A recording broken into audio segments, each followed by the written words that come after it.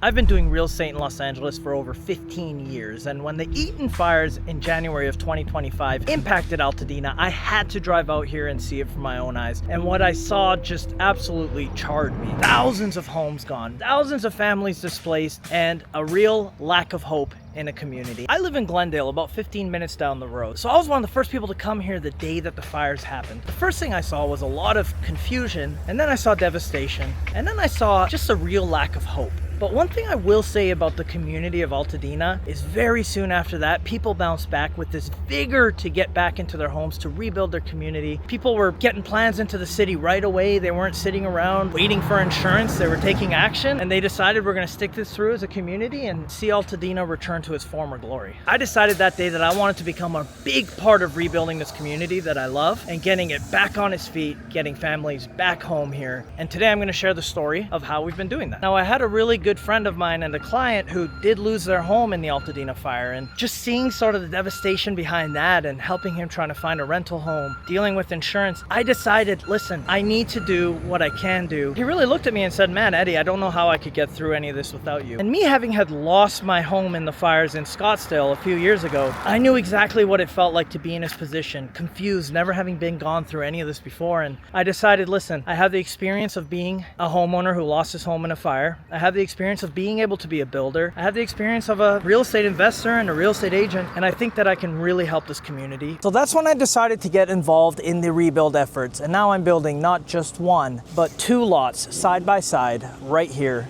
in Altadena. So this video is not only for people that are curious about what's going on here in Altadena from a ground view, but also for homeowners in Altadena who are sitting on their lot wondering what their next move should be. I'm here to give you an honest assessment on that, and that's what this video is about. It is now April of 2026, and I'm currently working on rebuilding two homes side by side in Altadena with plans in the city for a third one right next to it. This one right here behind me, as you see, is in the foundation and forming, and this one here is in the framing. So one of the questions I'm getting a lot right now is how hard has it been to get workers to come work here? With so many homes and buildings that need to be rebuilt, is it hard to get good work done? And the truth is, I haven't had an issue with it, and I'll tell you why. Because the permitting took so long within the city here, we actually had the opportunity to be able to really plan out in advance and make sure that our crews were available for the time period coming up. Where you will find a lot of issues is with specific trades that a lot of builders like myself don't keep in-house. So that's gonna be your HVAC person. Usually I'm gonna sub out my HVAC, and those guys, especially as we get closer to the summer, are gonna start charging a lot of money the more work that they get, because they're gonna have to turn down other work to come work on my jobs. So we are in week 2 of our build here, and as you can see, we've already got the forms up, we've got the trenches dug. We're gonna be starting with our underground plumbing here tomorrow morning, and as you can see, the level of slope on these lots and how much grading we actually had to do over here to be able to give this a flat parcel of land that we can start building on. It's not an easy grading or a cleanup job. It took at least 2 weeks for us to be able to just clean this lot up and get ready. Now, funny enough, a lot of the issues that come with permitting here had nothing to do with the city being slow like they are in most other areas of Los Angeles. It actually had a lot more to do with the unique challenges that the landscape here in Altadena provides in terms of building a new home and the city infrastructure around it. As you can see behind me, we're right here at the base of the San Gabriel Mountains, and the reason the fire actually started in the first place was not because of these power lines behind me. It is because SoCal Edison tried to turn off the power, and they had a large generator from many years ago that had not been used in a long time that somehow kind of sparked power, and the fire started from that very old infrastructure. So the city needs to make sure that this kind of disaster, this kind of tragedy never happens again. They need to make sure that they have every plan B, plan C, plan D well thought out of in advance. While they have these empty lots, we submitted permits for the two homes back in February of 2025, pretty much immediately after the fires, and we're still waiting for permits to be issued on one of them, while the other we did get the permits and were able to start a few weeks ago. So I think the city would even like to admit that they didn't get permits out as fast as they wanted to, but at the end of the day, there is a lot of people that are rebuilding here, just not as much as you would hope or like to see a full year and a half after the fires came through. Now, many of these homes are located on hillsides, and one of the biggest issues with permitting here is drainage. Now, what these homes are required to do is create sump pumps that they have to dig very deep into their ground, into their terrain, that will collect all the water running down the hill into their property, and pump it back up into the city drainage. So now you're talking about upgrades to city drainage. You're talking about upgrades to infrastructure that homeowners were not ready for. If you own an empty lot here in Altadena after a fire, there's two very clear paths. You can rebuild or you can sell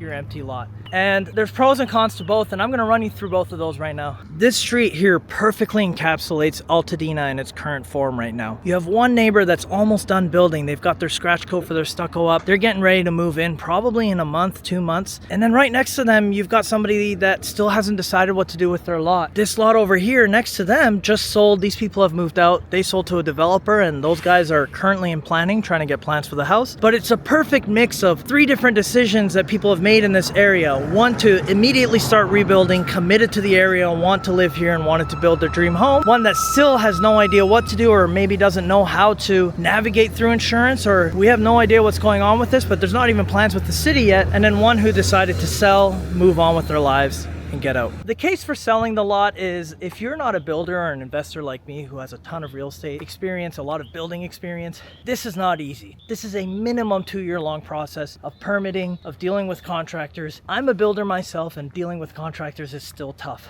So for somebody who's just looking to get back into a home, go back to their day-to-day life, and don't have the capacity for the stress that comes with rebuilding, the right move might be to sell this lot and allow somebody else to move in and take it. Now, who's buying these lots? Right now, you're getting a lot of investors, but you're also getting a lot of families. A lot of the double lots here in this area of, we're on Palm Avenue right now, they're selling anywhere from $700,000 to $750,000. Now, what I was talking about before, these lots were actually subdivided. So this all used to be one huge lot that was subdivided into 3 separate lots. And the lot behind these guys is actually still one massive lot that just sold for $750,000. So that's going to give you a good indication of what different lot sizes are selling for in this area. Some of the lots that have been subdivided into smaller, about 6,000 square foot parcels, those rectangular lots are trading anywhere from $430,000 to $500,000. Now, if you're one of the crazies like me who loves stress and you want to rebuild, just know that you're looking at least a 2-year long process. You're looking at least a year of permitting, maybe 8 months if you're lucky, and then you're looking at around a year to build the home. Now, one thing I want to talk about today is one of the most important financial decisions that a lot of these homeowners in Altadena are going to be making, which is the settlement that's coming from the SoCal Edison case. Now, from everything I've heard speaking to a lot of homeowners in this area, they're offering settlements around $150,000 to $200,000. Now, it may seem like a lot of money to just be able to get deposited into your account and move away from all this, but as soon as you sign that agreement,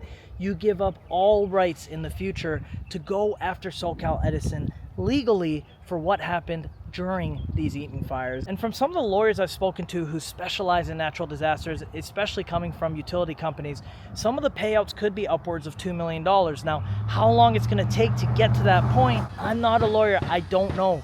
But the only thing that I will advise is that you do sit down and speak to an attorney prior to signing anything, because $150,000, $200,000 in the grand scheme of doing a rebuild on your home is really not that much money. If it's at the cost of giving up what could potentially be a multi-million-dollar settlement for you in the future, I just want to make sure you have all the right information. And I do believe the homeowners that are making smart decisions right now are going to be the ones that benefit from this the most. And I know that benefit is not the right word to use when you're talking about natural disaster, but there is positives that come out from these things, and I always choose to look at things on the bright side. People who are making smart decisions right now will come out on top when this is all said and over. Because the biggest indicator of a community that can recover is its history, is its culture. And Altadena is not lacking in any of that. It's got the history, it's got the culture, it's got the San Gabriel Mountains, but most importantly, it's got the people that will help it thrive and rebuild. But it was that conviction and that fighting spirit in the people who were homeowners that lost their home here in Altadena. This community is going to bounce back, and it's going to bounce back better than ever. The core fundamentals of what makes Altadena Altadena had this area on a trajectory to become one of the best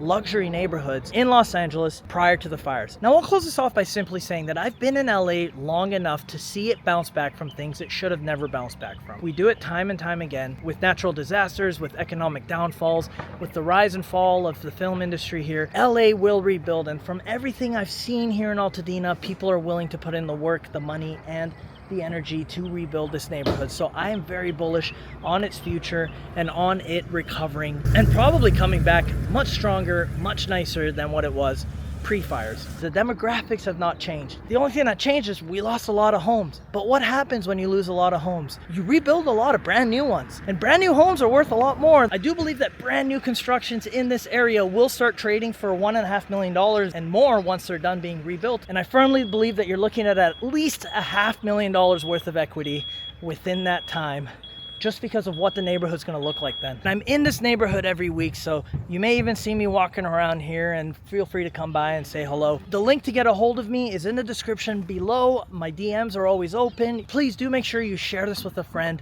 who really needs it. Throughout the next few months, as we do the builds on these properties, I will keep documenting real setbacks, real challenges, real successes that come with building in this neighborhood. So make sure you please do subscribe and follow along, because this place in about a year's time and 2 years' time is going to look a lot different than what you see today. And I can't wait to get to that point and to show you guys that this community will bounce back stronger than ever.